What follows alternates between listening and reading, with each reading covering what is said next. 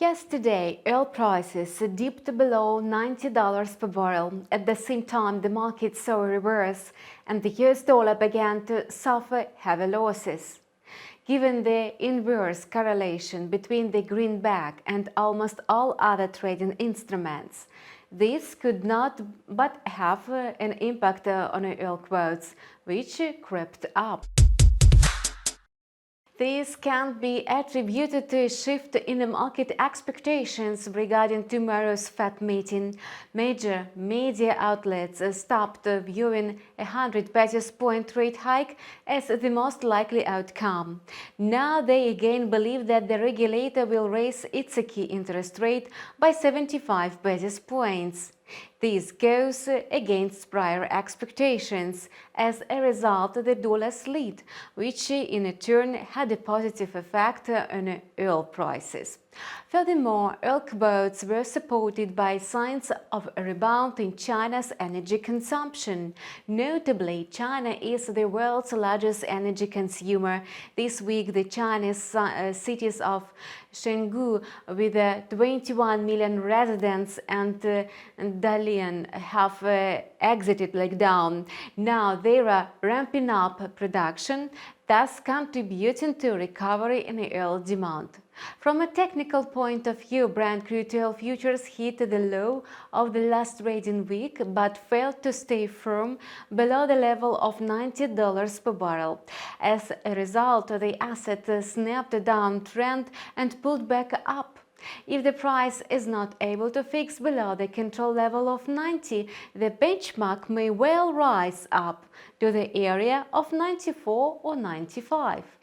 As for gold, market sentiment shifted as well. The yellow metal first dropped to almost $1,650 per troy ounce, but then headed towards the level of $1,680 per troy ounce. Obviously, its further dynamics will depend solely on the outcome of tomorrow's Fed meeting. Interestingly, the dollar has rallied significantly since the release of the latest US inflation data, when market participants began to prepare for a 100 basis point rate hike.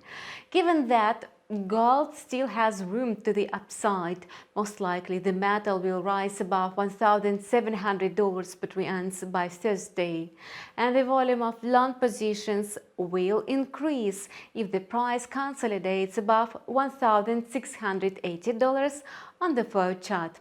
The ruble ignored a shift in the market sentiment as expected. Although the Russian currency suddenly jumped above 63 rubles per dollar at the opening of the weekly session, the dollar instantly returned to the area of 60 rubles.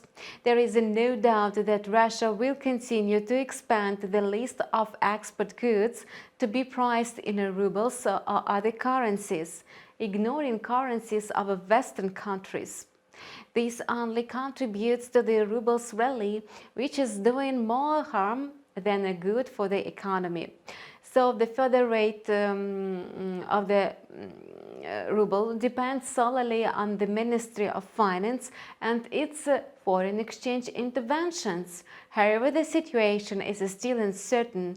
If the Ministry of Finance remains silent on this matter, the ruble may well gain strong upside momentum. And that's all for now. We continue to learn developments on financial markets. Subscribe to our channel and follow news with us. See you soon.